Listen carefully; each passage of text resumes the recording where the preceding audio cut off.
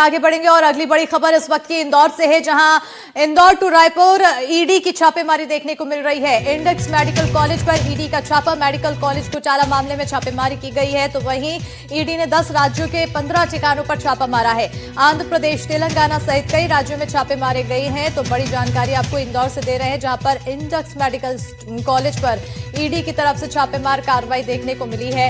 बताते चले कि मेडिकल कॉलेज घोटाला मामले में यह छापेमारी की जा रही है। ईडी ने 10 राज्यों के 15 ठिकानों पर छापा मारा है।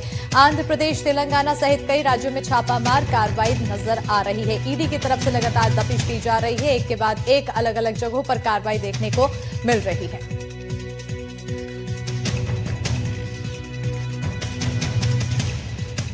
और उधर रायपुर में भी इसी तरह से कार्रवाई देखने को मिली। मेडिकल कॉलेज घोटाला मामले में बड़ा खुलासा हुआ। हवाला के जरिए दी गई रिश्वत की रकम, बड़ी खबर आपको बता रहे हैं, जहां ईडी मनी लॉन्ड्रिंग के एंगल से जांच की जा रही है। मेडिकल कॉलेज परिसर की दस्तावेजों की जांच की गई। मेडिकल कॉलेज को मान्यता और सीट बढ़ाने से जुड़ा पूरा मामला बताया जा रहा है। मान्यता देने और सीट बढ़ाने के लिए रिश्वत देने का आरोप है। तो वहीं रायपुर में जो Shri Rawatpura medical college ED की रडार पर है और वहां से पूरा मामला बता रहे हैं हमारे सहयोगी। रिपोर्ट देखते हैं।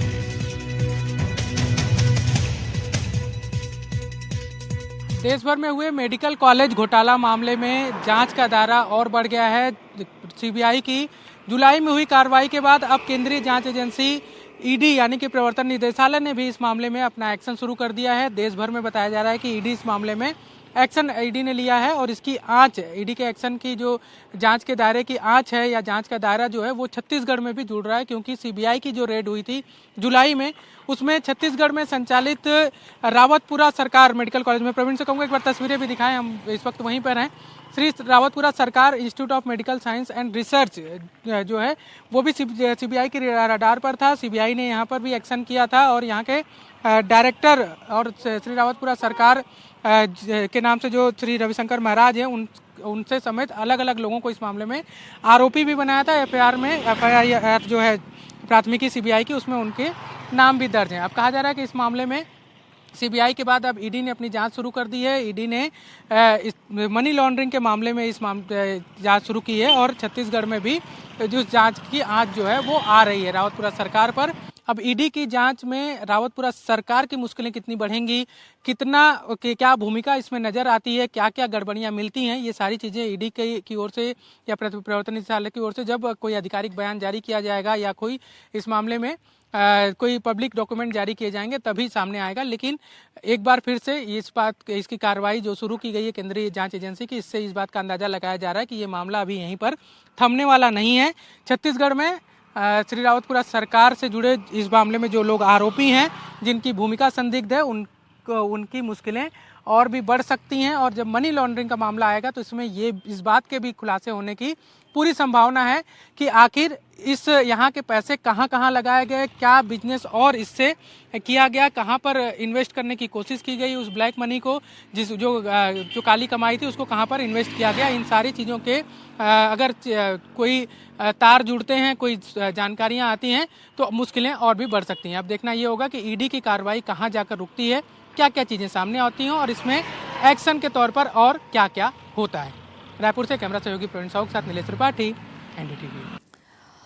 और इसी पर ज्यादा जानकारी के साथ इंदौर से हमारी सहयोगी तनुश्री देसाई जुड़ चुकी हैं, साथ ही रायपुर से हमारे सहयोगी नीलेश त्रिपाठी जुड़ चुके हैं। सीधे रुख करेंगे हमारे सहयोगी की ओर। सबसे पहले तनुश्री, आपकी ओर आना चाहूंगी। इंदौर में कार्रवाई लगातार देखने को मिली है, अब तक की कार्रवाई में आखिर क्या कुछ दस्तावेज खंगाले गए, क्या कुछ हाथ लगा?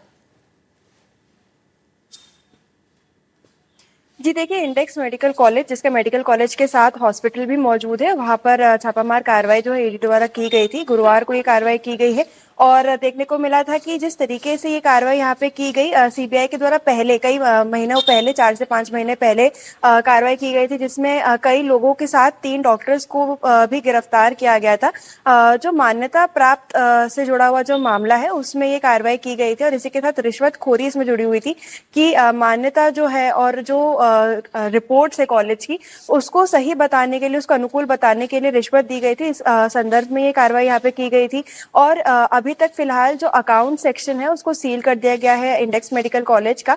और वही इसी के साथ जो ईडी ने कार्रवाई की है, कई अहम दस्तावेज खंगाले गए हैं, इसमें डिजिटल डॉक्यूमेंट्स भी यहाँ पे खंगाले गए हैं। जितने भी पूछताछ का कार्यक्रम है वो यहाँ पे किया गया है, पूछताछ किया गया है लोगों से। और जिस तरीके से ये जांच जारी है, क्योंकि कई महीनों पहले देखने को मिला था कि सीबीआई ने भी एक जांच की थी और उसके बाद एफआईआर के माध्यम से ईडी ने ये जांच यहाँ पे की है, क्योंकि जो मान्यता प्राप्त के मामले में रिश्वतखोरी होती थी, यानी रिश्वत देकर मान्यता प्राप्त करवाते थे या अनुकूल बताने का जो प्रोसेस था वो यहाँ पे देखने को मिल रहा था। इस वजह से ये कार्रवाई यहाँ पे की गई। सारे दस्तावेज यहाँ पे खंगाले गए और डिजिटल डॉक्यूमेंट्स भी यहाँ पे खंगाले गए हैं। जी बिल्कुल, तो तमाम डॉक्यूमेंट्स यहाँ पर खंगाले गए हैं और आगे और क्या कुछ कार्रवाई होगी उस पर भी नजर रहेगी। रायपुर में भी इसी तरह से कार्रवाई देखने को मिली है। नीलेश, आपकी ओर आना चाहूंगी, आखिर कहाँ कहाँ दबिश दी गई है ईडी की तरफ से और क्या क्या दस्तावेज खंगाले जा रहे हैं? अब तक कोई ऐसा सुराग मिला?